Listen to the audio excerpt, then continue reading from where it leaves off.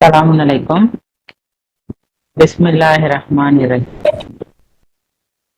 பேசுறதுக்கு எனக்கு இந்த வாய்ப்பை தந்த அல்லாவுக்கு நன்றி சொல்லி ஆரம்பிக்கிறேன்.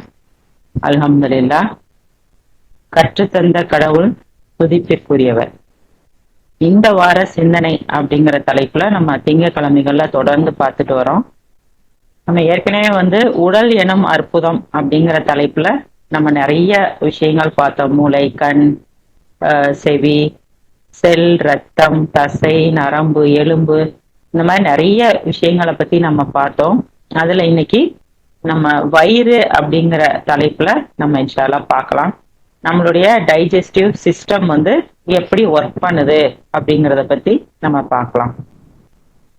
இப்போ பொதுவாவே நம்ம வெளியில பார்த்தோம் அப்படின்னு வச்சுக்கோங்களேன். இப்போ சாப்பாடு அப்படிங்கிற ஒரு விஷயம் ரொம்ப பிரபலமான ஒண்ணா ஆயிட்டு வருது. எந்த நேரம் பார்த்தாலும் நம்மளுக்கு சாப்பாடு கிடைக்கும். முன்னெல்லாம் நம்ம ஒரு ராயப்பேட்டாவோ மண்ணடியோ போனோம்னா ட்ரெஸ் கடைகள் தான் பாக்குற மாதிரி இருக்கும். ஆனா இப்ப பாத்தீங்கன்னா எங்க பார்த்தாலும் சாப்பாடு. நிறைய நம்ம போன் பாக்குறோம், அதுல யூடியூப் பாக்குறோம். விதவிதமான சாப்பாடுகள் தான் நம்ம முன்னாடி கொண்டு வைக்கப்படுது. ஸோ இது எல்லாத்தையும் நம்ம பார்த்து நம்ம ரொம்ப டெம்ட் ஆகிறோம். முன்னெல்லாம் நம்ம வீட்டு சாப்பாடை தான் அதிகமா சாப்பிடுவோம். இப்பெல்லாம் நம்ம வெளியே சாப்பிட ஆசைப்படுறோம். அதுக்கு காரணம் என்னன்னா, இந்த மாதிரி சாப்பாடுகள் நம்மளுக்கு காமிக்கப்படுறதுனால நம்மளுக்கு ரொம்ப டெம்ட் ஆகுது. அந்த காலத்துல எல்லாம் நம்ம பார்த்தோம்னா இப்ப கூட அந்த மாதிரி சாப்பிடுறாங்க. வாழை இலைய விரிச்சு சாப்பிடுறத நம்ம பார்த்திருப்போம். அதுல ஸ்வீட் வைப்பாங்க, ஊறுகாய் வைப்பாங்க, உப்பு வைப்பாங்க, அப்புறம் காய்கறி கூட்டோட ஒரு மோர் கண்டிப்பா கம்பல்சரி கொடுப்பாங்க. இதெல்லாம் ஏன் இந்த மாதிரி எல்லாம் கொடுத்தாங்க? இந்த மாதிரி வாழை இலையில உள்ள மகத்துவம் என்ன? அது கொழுப்பை கரைக்கக்கூடியதா இருக்கு, ஜீரணத்தை அதிகரிக்க கூடியதா இருக்கு. ஸ்வீட் ஃபர்ஸ்ட் சாப்பிடும் போது நம்மளுக்கு எல்லாருக்குமே தெரியும், நல்ல ஜீரணம் நடக்கும். ஊறுகாய பார்த்த உடனே நம்மளுக்கு எச்சில் அதிகமா ஊறும். ஒரு ப்ரோபயாட்டிக் உணவு. நம்ம இவ்வளவு சாப்பிட்டுட்டு நம்ம குடல் நல்லா இருக்கணுங்கிறதுக்காக மோர் கொடுத்தாங்க. இந்த மாதிரி சாப்பாடு அப்படிங்கிற ஒன்னே வயிற்றின் ஆரோக்கியத்துக்கான ஜீரணம் நல்லா நடக்கணும் அப்படிங்கிறதுக்கான ஒன்னாதான் நம்மளுக்கு கொடுக்கப்பட்டது. இப்ப நம்மளுடைய ஆன்மாவுக்கு நம்ம பேசக்கூடிய விஷயங்கள், நம்ம செய்யக்கூடிய விஷயங்கள் எல்லாம் எவ்வளவு முக்கியமோ அதே மாதிரியே நம்மளுடைய வயிறு, அதை நம்ம சரியா வாயில என்ன வைக்கிறோமோ அதை நம்ம சரியான முறையில வச்சாதான் நம்ம உடல் ஆரோக்கியமா இருக்கும். நம்ம ஆன்மாவுக்கு தேட வேண்டிய செய்ய வேண்டிய விஷயங்களை நம்ம சரியான முறையில செய்ய முடியும். சோ இது ஒரு விழிப்புணர்வு பதிவா ஒரு தேவையான ஒரு விஷயமா எடுத்துக்கலாம் இன்ஷா அல்லாஹ். இப்ப நம்ம என்ன பண்றோம் அப்படின்னா, முதல்ல நம்ம சாப்பாட எடுத்து முதல்ல வாயில வைக்கிறதுல இருந்து அந்த சாப்பாடு அப்படியே டிராவல் பண்ணி போய் அது செரிமானமாயி வயிற்றுல வேலை செஞ்சு அது கழிவா வர்ற வரைக்கும் இந்த ஜீரண உறுப்புடைய ஜீரண மண்டலத்துடைய வேலையா இருக்கு. இப்படி அவ்வளவு தூரம் டிராவல் பண்ணி போற அந்த அந்த நம்ம எப்படி சாப்பிடுறோம் அப்படிங்கிறது ரொம்ப முக்கியம். நம்ம கட்டத்துல நம்ம பொறுமையா நம்ம சாப்பாட்டு மேல கவனம் செலுத்தி, நிறைய பேருக்கு நம்ம என்ன சாப்பிடுறோன்னே தெரியறது இல்லை. கடன்னு அள்ளி போட்டுட்டு இல்ல சாப்பிடாம அந்த மாதிரிதான் அவசரமா போறதுலதான் இருக்காங்களே தவிர சாப்பாடை ரசிச்சு சாப்பிடுறதுங்கிறதே இப்ப கிடையாது. மோஸ்ட்லி 90% கிடையாது. அதாவது மைண்ட்ஃபுல் ஈட்டிங் அப்படின்னு சொல்றாங்க. உணவு நம்ம முன்னாடி வர்றப்ப அந்த உணவை நம்ம ரசிச்சு ருசிச்சு சாப்பிடணும். அல்லாவுக்கு நன்றி சொல்லி சாப்பிடணும். இந்த உணவை நீங்க தான் எனக்கு தந்தீங்க, இதை பெறதுக்கு நான் தகுதி இல்லாதவனா இருக்கேன், நீங்க தான் எனக்கு கொடுத்தீங்கன்னு அல்லாவுக்கு நன்றி சொல்லி அதை நம்மளை தகுதியாக்கி வச்சதுக்கு எங்கெங்கெல்லாம் இருந்து அந்த உணவை நம்மளுக்கு தராரு. அதை நம்ம நல்ல மைண்ட் செட்டோட சாப்பிடும் போதுதான் அது நல்ல ஜீரணமும் நம்மளுக்கு நடக்கும். நம்ம வாயில வச்ச உடனேயே அந்த சாப்பாடை வச்ச உடனேயே நம்ம என்ன ஒரு கவனத்துல எந்த இதை பார்த்துக்கிட்டு இருந்தாலும் நம்ம வாய்க்குள்ள அந்த டேஸ்ட் பட்ஸ் இருக்கிறனால அது ஒரு 10,000க்கு மேற்பட்ட பட்ஸ் இருக்கு. அதுதான் நம்மளுக்கு அந்த அந்த செல்கள் தூண்டப்பட்டு அது மூளைக்கு போய் தான் நம்ம என்ன சாப்பிடுறோம் அப்படிங்கிறதே நம்மளுக்கு உணர வைக்குது. புளிப்பா இருக்கு, எனக்கு வேண்டாம், நம்ம என்ன வேலை வேணாலும் செஞ்சுட்டே சாப்பிடட்டுமே, ரொம்ப இனிக்குது. ஸோ ஒரு கண்ட்ரோல் இருக்கு நம்ம வாயில. அந்த டேஸ்ட்டை உணரக்கூடிய, இது உப்பா, துவர்ப்பா, புளிப்பா, கசப்பா, என்ன உணவை வச்சிருக்கோம் அப்படிங்கிறத நம்ம வாயில வச்ச உடனேயே நம்ம வந்து தெரிஞ்சுக்கிறோம். அல்ஹம்துலில்லாஹ். அந்த டேஸ்ட் இல்லைன்னா நம்ம எல்லாத்தையுமே சாப்பிடுவோம். இந்த மாதிரி எதுவுமே நம்மளுக்கு தெரியாது. நீங்க அதெல்லாம் சிந்திச்சு பாருங்களேன்.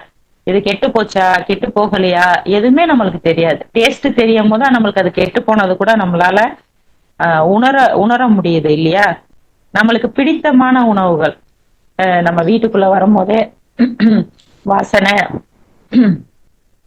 வாசனையா இருக்கட்டும், கலரா இருக்கட்டும், அந்த அதுதான் வந்து நம்மளை ஈர்க்கக்கூடியதா இருக்கு. அதுக்கப்புறம் நம்ம வாயில வைக்கும் போது அது நம்மளுக்கு எந்த அளவுக்கு அந்த டேஸ்ட் பிடிச்சிருக்கு அப்படிங்கிறத பொறுத்துதான் நம்ம அந்த உணவை அடிக்கடி நம்ம வந்து செஞ்சு சாப்பிடுறோம். ஆனா நம்மளுக்கு எவ்வளவு வயசானாலும் நம்ம சரியா சாப்பிடுற முறைய வந்து நம்ம நம்ம கற்றிருக்கோமா அப்படின்னு யோசிச்சு பார்த்தோம் அப்படின்னா கண்டிப்பா கிடையாது. ஏன்னா நம்ம வாயில வச்சு அந்த உணவை நம்ம சாப்பிட்டதோடைய நம்மளுடைய சாப்பாடை நம்ம மறந்துறோம். ஆனா அதுக்கப்புறம் நம்ம வயிற்றுக்குள்ள எவ்வளவு பெரிய வேலை நடக்குது, ஒரு பெரிய ஆய்வு கூடத்துல வேலை நடக்கிற மாதிரி, ஒரு லெபார்டரி மாதிரி நம்மளுடைய உள் உறுப்புகள் வந்து இவ்வளோ இதை சுரந்து அதை செமிக்க வச்சு அதை எப்படி வெளியேற்றுது அப்படிங்கறதெல்லாம் படிக்கும் பொழுது மாஷாலா அல்ஹம்துலில்லாஹ் அல்லாஹ் வந்து எப்படிப்பட்ட டிசைனரா இருக்காரு அப்படிங்கிறத நம்ம வந்து தெரிஞ்சுக்கிறோம். ஒரு வசனத்துல கூட வந்து ரஷாத் வந்து கீழே குறிப்பிடுறாங்க 16:49, வானங்களில் உள்ள ஒவ்வொன்றும் மேலும் பூமியில் உள்ள ஒவ்வொன்றும் கடவுளுக்கு சிரம்பணிகின்றன. ஒவ்வொரு உயிரினமும் மேலும் வானவர்களும் சிறிதளவு ஆணவமின்றி அவ்வாறே செய்கின்றன. அதுக்கு கீழே ரஷாத் விளக்கம் கொடுக்குறாங்க. மனித உடல் அது ஒரு நம்பிக்கையாளருக்கோ அல்லது நம்ப மறுப்பவருக்கோ உரியதாக இருந்த போதிலும் கடவுளுக்கு அது சரணடைகின்றது. இதய துடிப்புகள், நுரையீரல்களின் இயக்கம் மற்றும் வயிறுகளின் இயக்கம் இந்த சரணடைதலை தெளிவாக எடுத்து காட்டுகிறது அப்படின்னு சொல்றாங்க. இந்த நம்ம நம்ம இந்த குடலுடைய இயக்கம் வந்து எப்படிப்பட்ட சாப்பிட்டதுக்கு அப்புறம் என்னென்ன நடக்குது, நம்ம உணவை வந்து வாயில வச்சதோடைய அந்த எச்சில் போய் கலந்து எச்சில் கலக்கும் போதுதான் பல்லு வந்து அரைக்குது. எப்படி நம்ம கிரைண்டர்ல அரைக்கிறோமோ அந்த மாதிரி அரைச்சு நம்மளுடைய உணவை உடைச்சு தூளாக்கி அதுக்கு பின்னாடிதான் அது வந்து இரைப்பைக்கு அனுப்புது. அது அது எப்படி அந்த ரூட்ல உள்ள போகுது, எப்படி கொஞ்சம் கொஞ்சமா மெதுவா தசைகள் சுருங்கி சுருங்கி உணவை உள்ள தள்ளி இரைப்பைக்கு கொண்டுட்டு போகுது. அதுக்கப்புறம் ஒவ்வொரு ஸ்டெப் பை ஸ்டெப்பா வேலைகள் நடக்குது. இப்போ ஒரு கார் இருக்கு அப்படின்னா கார் மேல உள்ள தூசி, அதுக்கப்புறம் தண்ணி ஊத்தி கிளீன் பண்றது, அதுக்கப்புறம் சோப்பு போட்டு வாஷ் பண்றது, அதுக்கப்புறம் அது ஒவ்வொரு பார்ட்ஸையும் கிளீன் பண்றது, இந்த மாதிரி ஒவ்வொன்றா ஒரு கார் இதுக்கு போச்சுன்னா ஃபுல்லா ஒரு உதாரணத்துக்காக சொல்றேன் நான், அப்படியே கிளீன் பண்ணி கடைசி கொடுப்பாங்க. அந்த மாதிரி நம்ம வயிறு வந்து ஒண்ணுனையா இரைப்பை சிறுகுடல் அப்படியே ஒண்ணுக்கா டிராவல் பண்ணி போய் கடைசியா கழிவை வெளியேற்றதா இருக்கு. நம்ம எந்தெந்த மாதிரியான ஃபுட்டெல்லாம் நம்ம சாப்பிடுறோம் நம்ம யோசிச்சு பார்த்திருக்கோமா? நம்ம ரொம்ப குளிரா ஐஸ்கிரீம் சாப்பிடுறோம், அப்படியே ஐஸ் கட்டிகளை அப்படியே எடுத்து சாப்பிடுறோம். நோம்புல எல்லாம் பார்த்தோன்னா ஃப்ரீசர்ல வச்சு அப்படியே எடுத்து குடிக்கிறோம். அவ்வளவு குளிர உள்ள உணவுகளை டக்குன்னு தூக்கி உள்ள தூக்கி நம்ம போடுறோம். அதே மாதிரி ஒரு டீ குடிக்கிறோம் அப்படின்னா சில சொல்லுவாங்க அப்படியே வடிகட்டினதோட எனக்கு கொடுத்துரு, சுட சுட குடிக்கணும் அப்படிம்பாங்க. அப்படி சூடா குடிக்கிறோம். கஞ்சி மாதிரி லிக்விடான ஃபுட்டுகள் நம்ம சாப்பிட்றோம். பிரியாணி மாதிரி அந்த மாதிரி தேங்காய் சோறு அந்த மாதிரி ஹெவியான ஃபுட்ஸ் வந்து நம்ம எடுத்துக்கிறோம். டீப் ஃப்ரையான ஃபுட்டுகள் சாப்பிட்றோம். சிக்கன், மட்டன், பீஃப் அந்த மாதிரி டீப் ஃப்ரை ஃபுட்டுகள் நம்ம சாப்பிட்றோம். கொழுப்பு நிறைந்த உணவுகள் பட்டரா இருக்கட்டும், சீஸ், பீஸா அந்த மாதிரி உணவுகள் சாப்பிட்றோம். அப்புறம் வந்து கீரைகள், காய்கறிகள் அந்த மாதிரி இது எடுத்துக்கிறோம். பழங்கள், சூப் சாப்பிட்றோம். பால்ல செய்யப்பட்ட விதவிதமான பொருட்கள் எடுத்துக்கிறோம். இது எல்லாத்தையும் நம்ம இஷ்டத்துக்கு சாப்பிடுவோம். இப்பதான் சாப்பிடணும் அப்பதான் சாப்பிடணும்லாம் சாப்பிட மாட்டோம். இஷ்டத்துக்கு நம்ம சாப்பிடுறோம்.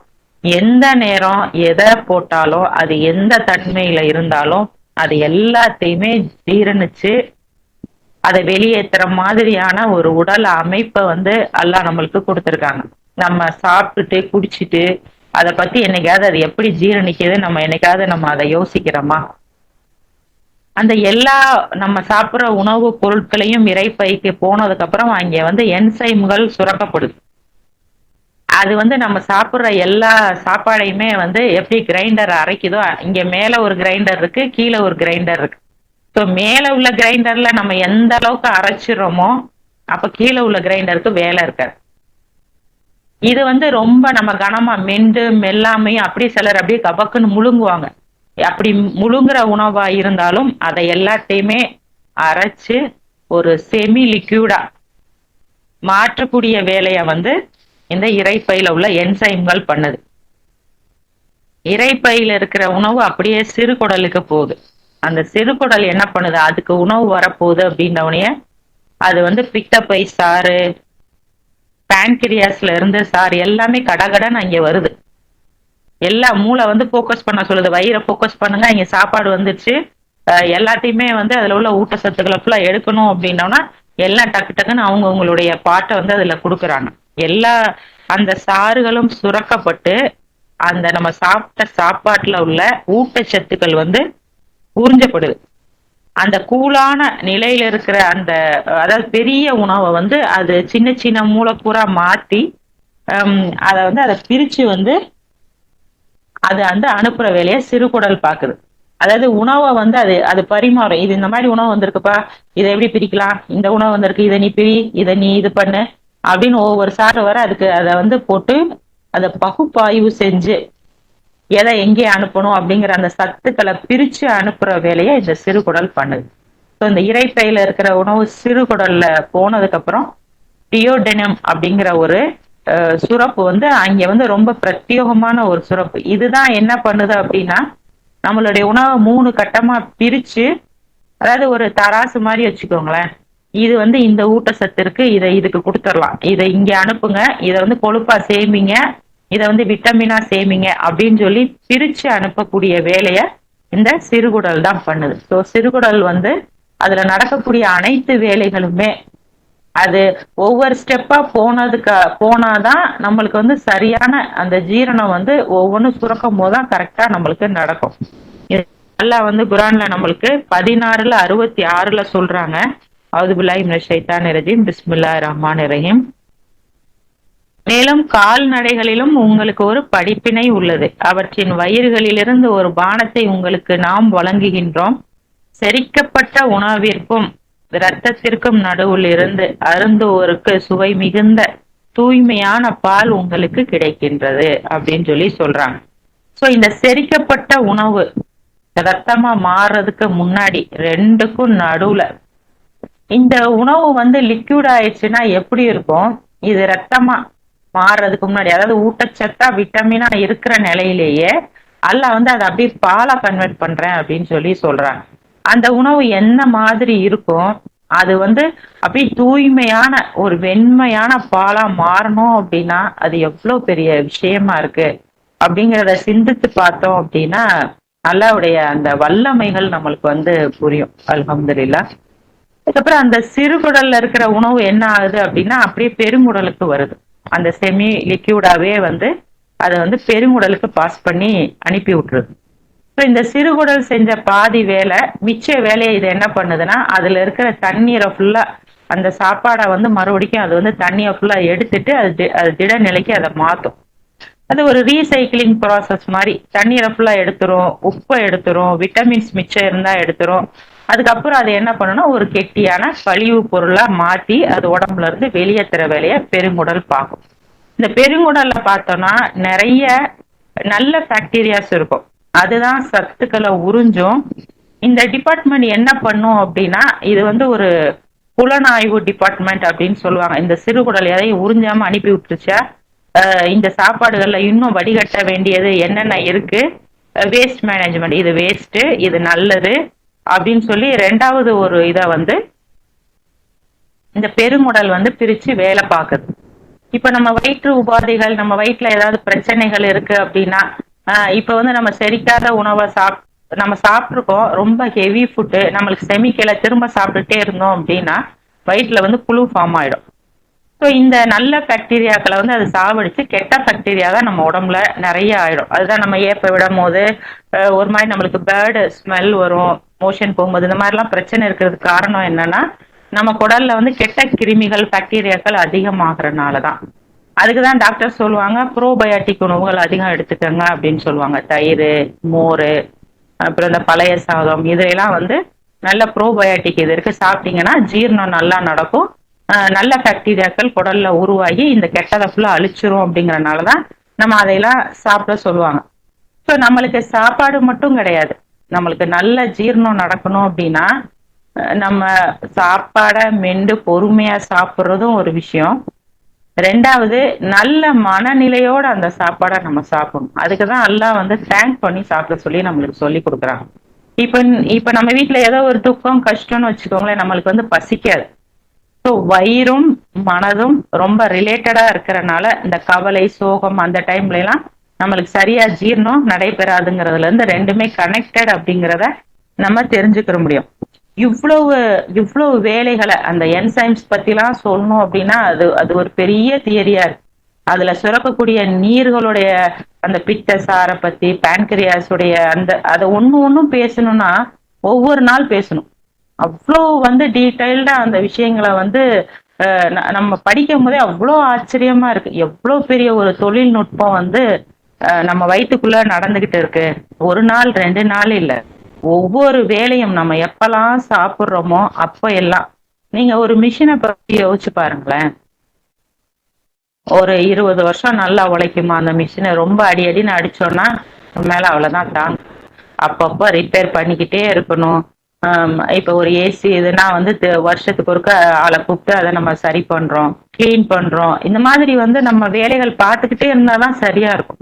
ஆனா ஒருத்தர் 100 வயசு வரைக்கும் இருந்தாலும் நம்ம வயிறெல்லாம் ஒண்ணுமே பண்றது இல்லை. அது அது இயங்குற மாதிரி எல்லாம் வந்து நம்மளுக்கு செஞ்சு கொடுத்துருக்காங்க. நம்ம நம்ம உயிரோடு இருக்கிற வரைக்கும் அது நல்லா இருக்கணும் அப்படின்னா நம்ம அதை வந்து எப்படி பாதுகாக்கணும்? சரியான உணவை நம்ம சாப்பிட்றோமா, சரியா நீர் அருந்துறோமா அப்படிங்கிறத நம்ம தெரிஞ்சுக்கிறணும் இல்லையா? இப்ப டாக்டர் சொல்லுவாங்க கம்மியா சாப்பிடுங்க அப்படின்னு சொல்லுவாங்க. நம்ம என்ன பண்ணுவோம்னா இந்த சைடிஷ் எல்லாம் நிறைய வச்சுப்போம். இதெல்லாம் நம்ம கணக்குல எடுத்துக்கிற மாட்டோம். சோறை மட்டும் கம்மி பண்ணும் அப்படின்னு நினைப்போம். பொதுவாகவே சாப்பாடு அப்படிங்கிறது வந்து எல்லாமே சேர்த்துதான். நம்ம தட்டையில என்னெல்லாம் வச்சு சாப்பிட்றோமோ அதெல்லாம் சாப்பாடு தான். நம்ம என்ன நினைக்கிறோம் அப்படின்னா, நான் பசிக்கும் போது தானே சாப்பிட்றேன். அதாவது பசிக்கும் போது, அதாவது பசிக்கிறது அப்படிங்கிறது எப்படிங்கிறது 2 விஷயம் இருக்கு. டைமுக்கு சாப்பிட்றது, டைமுக்கு பசிச்சிரும். 9 மணிக்கு பசிக்குது அப்படின்னு வச்சுக்கோங்களேன், அடுத்த நாள் நம்மளுக்கு 9 மணிக்கு பசிச்சிரும். இப்ப நோம்புல எல்லாம் பார்த்தோம்னா 7 மணிக்கு நம்ம மகரிப் டைம்னா நோம்பு முடிஞ்சிடும். 30 நாள் முடிஞ்சதுக்கு அப்புறம் அடுத்த நாள் பார்த்தோம்னா நம்மளுக்கு 7 மணிக்கு பசிக்கும். அது டைமுக்கு பசிக்கிறது இல்ல, பசிக்கிறது. நம்ம சாப்பாடு ஜீரணமானதுக்கு அப்புறம் நம்மளுக்கு பசிக்கும்ல, அதுதான் பசிக்கிறது. அதை நம்ம உணர்ந்து சாப்பிட்றோமா அப்படிங்கிறத நம்ம சிந்திக்கணும். இது இது வந்து ரொம்ப பெரிய ஒரு டாபிக். இது நம்ம நிறைய இதை பத்தி பேசணும். ஸோ ஒவ்வொருத்தரும் ஒருத்தருக்கு 4 மணி நேரத்துல பசிக்கும், ஒருத்தருக்கு 8 மணி நேரம் ஆகி கூட பசிக்காது. ஸோ இது நம்ம உடம்ப பத்தி நம்ம தான் புரிஞ்சுக்கிட்டு அதுக்கேற்ற மாதிரி நம்ம சாப்பிடணும். பொதுவாவே நம்மளுடைய, அதாவது இந்தியர்களுடைய உணவு முறைகள் வந்து ரொம்ப வித்தியாசமானது. நம்ம நிறைய சாப்பிடக்கூடியவங்களா இருக்கோம். எல்லாம் சொல்றாங்க அளவோடு உண்ணுங்கள் பருகுங்கள் அப்படின்னு சொல்றாங்க. நீங்க வெளிநாட்டுக்காரவங்க சாப்பிட்றதெல்லாம் பார்த்துருக்கீங்களா? அவங்க பிளேட்ல வந்து ஒரு சிக்கன் மட்டன் ஒரு பீஸ் இருக்கும், ஒரு சாலட் இருக்கும், கொஞ்சம் காய்கறி இருக்கும் வெந்தது, அந்த மாதிரி வச்சுதான் சாப்பிடுவாங்க. ஆயில் ரொம்ப இருக்காது, நிறைய வந்து கார்போஹைட்ரேட் ஃபுட்ஸ் இருக்காது. ஆனா நம்ம வந்து அந்த மாதிரி சாப்பாடுகள் நிறைய எடுத்துப்போம். அப்படியே பழக்கப்பட்ட நம்மளுக்கு கொஞ்சமா சாப்பிடணும்னா நம்மளுக்கு வந்து அது வந்து கொஞ்சம் கஷ்டமா இருக்கும்.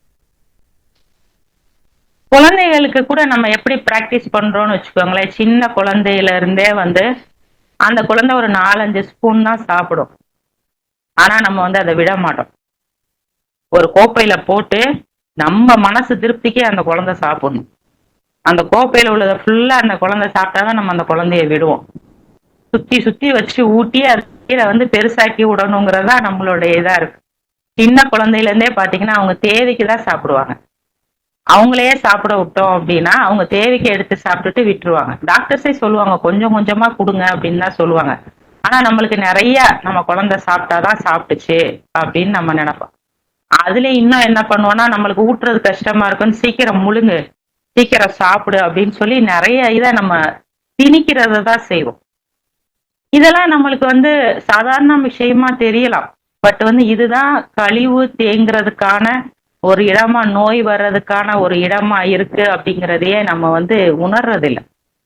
இப்ப எங்க ஊர்ல எல்லாம் என்ன சொல்லுவாங்கன்னா, நைட்டு சாப்பிடலன்னா யானை பலம் குறைஞ்சிரும், நைட்டு கண்டிப்பா சாப்பிட வச்சிருவாங்க. ஆனா நைட்டு சாப்பிடலன்னா உண்மையிலே ரொம்ப குடல் ரொம்ப நல்லா இருக்கும், உடம்பு ரொம்ப நல்லா இருக்கும். கல்லு தின்னாலும் கல்லு செமிக்கிற வயசு சாப்பாடு வேணாங்கிற அப்படிலாம் சொல்லுவாங்க. நல்ல நல்ல உழைச்சாங்கன்னா நல்லா சாப்பிடலாம். உழைப்பு இல்லை அப்படின்னா கம்மியா சாப்பிடுறதா வந்து நம்மளுக்கு நல்லது. கண்ட நேரத்திலேயே நம்ம நம்ம கிடைக்கிறதெல்லாம் சாப்பிடுறதுக்கு வந்து வயிறு வந்து குப்பை தொட்டி கிடையாது. வயிறு தான் நம்மளுடைய எனர்ஜி. அதுல கரெக்டான அளவு, தேவையான அளவு கம்மியா நம்ம சாப்பிட்டாதான் நம்ம உடம்புக்கு தேவையான எனர்ஜியை அது கொடுக்கும். இல்லைன்னா அது சத்தை பிரிக்காம கஷ்டப்பட்டு எல்லாத்தையுமே அது வந்து கழிவா வெளியே தள்ளி விட்டுரும். ஸோ நம்ம உணவை வந்து நம்ம சந்தோஷமா வச்சுக்கிற போறோமா, துக்கமா வச்சுக்கிற போறோமா அப்படிங்கிறது நம்மளுடைய கையில தான் இருக்கு. இப்போ நம்ம நம்ம சாப்பிட்டுட்டே இருக்கோம்னு வச்சுக்கோங்களேன். இப்ப இதுக்கு ஒரு உதாரணத்தை நம்ம எடுத்துப்போம். நம்ம வீட்டுல ஒரு 10 பேர் இருக்காங்க. நம்ம வந்து சமைச்சிட்டே இருக்கோம். காலையில 10 பேருக்கு சாப்பாடு, மதியானம் 10 பேருக்கு சாப்பாடு, நைட்டு 10 பேருக்கு சாப்பாடு. இப்படியே நம்ம செஞ்சுட்டே இருந்தோம் அப்படின்னா மற்ற வேலைகளை நம்ம பார்க்கவே முடியாது. இப்ப வீடு கிளீன் பண்றது, ஒரு துணியை மடிச்சு வைக்கிறது, ஒரு வீடை அலங்கரிக்கிறது, மற்ற எந்த வேலைகளுமே நம்ம பார்க்க முடியாம எதுலையுமே கவனம் நம்ம கிச்சன்லயே கடந்தோம் அப்படின்னா வீடு ஒட்டடா வந்து குப்பையாகி அப்படியே ஒரு பழைய பால் அடைஞ்ச இது மாதிரி ஆயிரும். அந்த மாதிரிதான் நம்ம உடம்பும். வயிறுக்கு நிறைய ஃபுட் கொடுத்துக்கிட்டே இருந்தோம்னா உடம்பு கழிவுகள் தங்கி அந்த கழிவை வெளியேற்றுறது.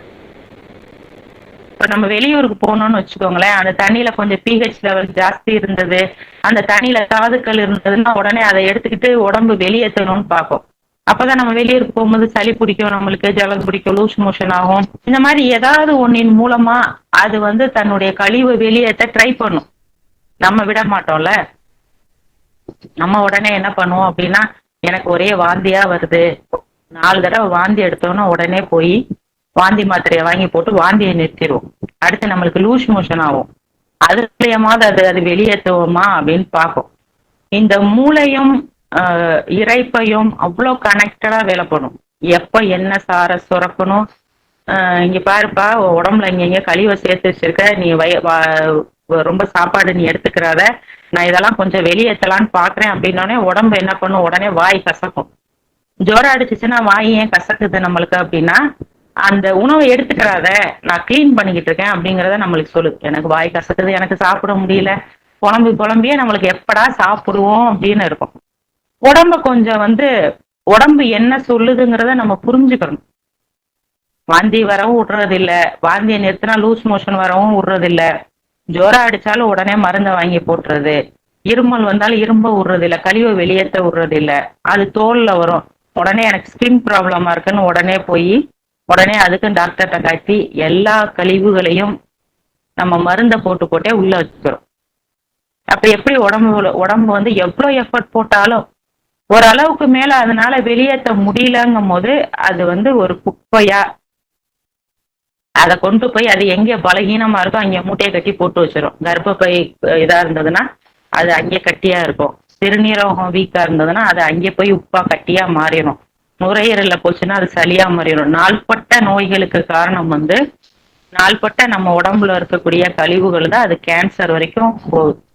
உடலுக்கும் சரி மூளைக்கும் சரி எல்லாம் வந்து அவ்வளோ அபாரமான ஒரு திறன் கொடுத்துருக்காங்க, ஒரு அறிவு கொடுத்துருக்காங்க.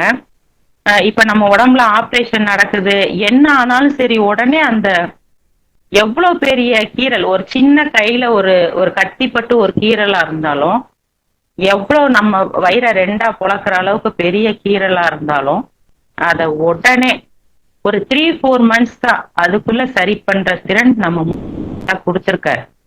ஸோ உடம்புக்கு தெரியும் எது நல்லது எது கெட்டது அப்படிங்கிறது. நம்ம உடம்புக்கு தெரியுங்கிறத நம்ம முதல்ல நம்பணும், புரிஞ்சுக்கணும்.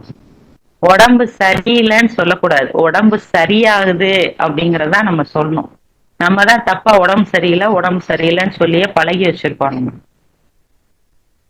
நம்ம உடம்பு வந்து வாய்மொழியா சொன்னா கூட நம்ம அதை கவனத்துல எடுக்க மாட்டோம் அப்படின்னு சொல்லி உடல் மொழியாவே உணர்ச்சி மொழியாவே நம்மளுக்கு ஒன்னொன்னே சொல்லி கொடுக்குது. நீங்க என்ன வேலையில இருங்க, கரெக்டா பாத்ரூம் வந்துரும் போயிருவீங்க. தாகம் எடுக்கும், தண்ணி குடிப்பீங்க. அது தும்மல் அனிச்சையா வந்துரும். குளிர் வந்தா போத்திக்கிருவோம். வேர்த்துச்சுன்னா எல்லாத்தையும் எடுத்துட்டு ஃபேனை போட்டுட்டு ஃப்ரீயா நம்ம ரிலாக்ஸா உட்கார்ந்துட்டு இருப்போம். ஸோ உடலுக்குள்ள ஒரு அலாரம் நம்மளுக்கு இருந்துட்டே இருக்கும். நம்மளுக்கு என்ன தேவை அப்படிங்கிறத இந்த உடம்பு சொல்லிக்கிட்டே இருக்கும். அதை நம்ம சரியா ஃபாலோ பண்ணி செஞ்சாலே போதும், நம்ம உடம்பு நல்லா. ஸோ இதுதான் உடலின் மொழி. இந்த இந்த உடலை வந்து அல்லாஹ் எவ்வளவு அற்புதமா படைச்சிருக்காருங்கிறத நம்ம புரிஞ்சுக்கணும். பசிக்கும் போது நம்ம என்ன செய்யறோம், சாப்பாடை எடுத்து சாப்பிட்டுக்கிறோம்ல, டாக்டர்கிட்டயா போறோம் நம்ம? அப்போ உடம்புடைய கழிவு வெளியேற மட்டும் ஏன் நம்ம டாக்டர்கிட்ட போறோம்? சில விஷயங்களுக்கு இப்ப கை ஒடிஞ்சு போகுது, நம்ம ரொம்ப வந்து நம்ம உடம்ப கெடுத்துட்டோம், வேற வழியே இல்லை, லாஸ்ட் பீரியட்ல போற விஷயங்கள் வேற. ஸ்டார்டிங்லயே நம்ம அதை சரி பண்ணிட்டோம், அதை அந்த உடம்ப பத்தி நம்ம புரிஞ்சுக்கிட்டோம் அப்படின்னா கழிவுகள் வந்து வெளியேற்றதுக்கு இடம் கொடுக்கணும். கம்மியா சாப்பிடணும், போல தேவைக்கு சாப்பிட்டோம் அப்படின்னாலே கழிவுகள் தங்காது. அதனாலதான் எல்லாம் வந்து நம்மளுக்கு 1 month பாஸ்டிங்கே வச்சிருக்காங்க. விரத முறைகளே வந்து கழிவுகளை வெளியேற்றுறதுக்கு தான். வயிறை காலியா போடு, கழிவு வெளியேறும். அதுலயும் நம்ம என்ன பண்றோம், அதுலயும் நம்ம புல் கட்டு கட்டணும் அப்படின்னா அப்ப உடம்பு வந்து எப்பதான் வந்து கழிவை வெளியேற்றும்? அதிகமான சாப்பாடு எனர்ஜி கிடையாது. அதிகமான சாப்பாடு வந்து நல்ல ஜீரணம் ஆகாது, வாயு சேரும், சோர்வு இருக்கும், டயர்டு இருக்கும். அதிகமான உடல் உபாதைகள் அதிகமான சாப்பாட்டுனாலதான் வரும். அதுக்குதான் எல்லாம் சொல்றாங்க, நீங்க மிருகங்கள் சாப்பிடுற மாதிரி சாப்பிடாதீங்க. என்ன சாப்பிடுறோம், அல்லாஹ்க்கு தேங்க் பண்ணி நல்ல உணவுகளை நீங்க சாப்பிடுங்க அப்படிங்கறத அல்லாஹ் நம்மளுக்கு சொல்லி கொடுக்குறாங்க. ஸோ நம்ம பசி இல்லாதப்ப நம்ம சாப்பிட்டோம்னா நம்மளுக்கு வயிற்றுல புண்ணு வரும். பசிக்கிறப்ப சாப்பிடாம இருந்தாலும் ஆசிட் சுரந்து புண்ணு வரும். ஸோ அல்சர் இந்த மாதிரி பிரச்சனைக்கெல்லாம் காரணம் என்னன்னா உடல் மொழிய நம்ம மதிக்காம விடுறதுதான். ரெண்டாவது, தேவையில்லாம எல்லாத்தையும் நினைச்சு நம்ம வந்து கவலைப்பட்டுக்கிறது. அதையும் நம்ம சிலர் சொல்லுவாங்க, நான் அளவாதான் சாப்பிட்றேன், ஆனா எனக்கு சுகர் இருந்துட்டே இருக்கு, போக மாட்டேங்கன்னா போகாது. நல்ல மனநிலை தான் வந்து நம்மளுக்கு நல்ல உடல் நிலையை கொடுக்கும். அல்லாஹ் வந்து நம்மளுக்கு வந்து நல்ல வாழ்வாதாரத்தை கொடுத்துருக்கேன் அப்படின்னு சொல்லி சொல்றாங்க. சிலர் பாத்தீங்கன்னா சொத்தா சேர்த்து வைப்பாங்க. ஒரு நட்ஸ் வாங்கி சாப்பிட மாட்டாங்க, ஒரு பழம் வாங்கி சாப்பிட மாட்டாங்க. அல்லாஹ் எல்லாத்தையுமே சீப் அண்ட் பெஸ்டாவும் கொடுத்துருக்காரு, உடல் ஆரோக்கியத்துக்கு தேவையானதையும் கொடுத்துருக்காரு. அதுக்கான அறிவையும் குரான் மூலமா அல்லாஹ் நம்மளுக்கு கற்பிக்கிறார். இப்போலாம் நம்மளுக்கு, அதாவது சின்ன வயசுகள்ல தெரியாட்டா கூட வயசு ஆக ஆக வந்து நம்மளுக்கு உடல் தான் முக்கியம், ஆரோக்கியம் தான் முக்கியம் அப்படிங்கிறத இந்த உடல் வந்து நம்மளுக்கு சொல்லி கொடுத்துக்கிட்டே இருக்கும். ஸோ இன்னும் வயசு கூட கூட சாப்பாடுகளை எந்த அளவுக்கு குறைக்கிறோமோ அந்த அளவுக்கு நம்ம வயிறு வந்து நல்ல வேலை செய்யும், கழிவை வெளியேற்றும், நம்ம உடம்ப கிளீன் பண்ணி வைக்கும். எப்பவுமே நம்ம வந்து நல்ல பிரிஸ்கா இருக்கிறதுக்கு அது ஹெல்ப் பண்ணும். அந்த உடலின் மொழியை நம்ம மதிக்காம விட்டுட்டோம்னு வச்சுக்கோங்களேன், சொல்லுவாங்கல்ல, முற்பகல் செய்யும் பிற்பகல் விளையும் அப்படின்னு. அந்த உடம்பு சொல்லிடும், நான் அப்ப சொன்னேன், நீ என்னைய மதிக்கல, இப்ப நான் கண்டுக்கிற மாட்டேன் அப்படிங்கிற மாதிரி அது வந்து நம்மளை கண்டுக்கிறாம விட்டுரும். ஏன்னா அதனால அதுக்கு மேல செய்ய முடியாது, டயர்ட் ஆயிரும். அது அல்லாஹ் கொடுத்திருக்கிற இந்த இந்த நுணுக்கமான சிக்கலான கண்ணுக்கு நம்மளுக்கு தெரியாத உள்ள இருக்கக்கூடிய இந்த உடல் அமைப்பு பத்தி நம்ம எவ்வளவுக்கு எவ்வளவு நம்ம என்னத்தையோ நம்ம படிக்கிறோம், தெரிஞ்சுக்கிறோம். ஆனா ரொம்ப முக்கியமான விஷயம் என்னன்னா நம்ம உடலை பத்தி நம்ம தெரிஞ்சுக்கிறது தான், நம்ம ஆரோக்கியத்தை பேணிக்கிறதா. அல்லாஹ் நம்மளுக்கு அதை நல்லபடியா நம்ம கிட்ட ஒப்படைச்சு கொடுத்துருக்காரு. அதை வடிவமைச்சு அதை தொகுத்து அந்த சிக்கலான அமைப்பை ரொம்ப பர்ஃபெக்டாக்கி அல்லாஹ் நம்மளுக்கு கொடுத்துருக்காரு. அதுக்கு நம்ம அல்லாஹ்வுக்கு ஒவ்வொரு தடவையும் நம்ம சாப்பிடும் போதும் சரி, நம்ம பாத்ரூம் போகும்போதும் சரி, அல்லாஹ்வுக்கு அதிகம் தேங்க் பண்ணி, இன்னைக்கு நம்மளுக்கு பசிக்குது, நம்ம நல்லபடியா சாப்பிட்றோம், நல்லபடியா இருக்கோம்னா அது அல்லாஹ்வுடைய அருளால தான். அதை கடைசி வரைக்கும் நம்ம பேணி பாதுகாத்து நம்ம நற்காரியங்கள் புரியறதுக்கு ஏத்த மாதிரி நம்ம உடம்ப நம்ம பேணி வச்சுக்கிறணும். அல்ஹம்துலில்லாஹ். பேசுறதுக்கு எனக்கு இந்த வாய்ப்பை கொடுத்த அல்லாஹ்வுக்கு நன்றி சொல்லி முடிக்கிறேன். மாஷா அல்லாஹ், லா குவத்த இல்லா பில்லா. அல்ஹம்துலில்லாஹ். ஸலாமுன் அலைக்கும்.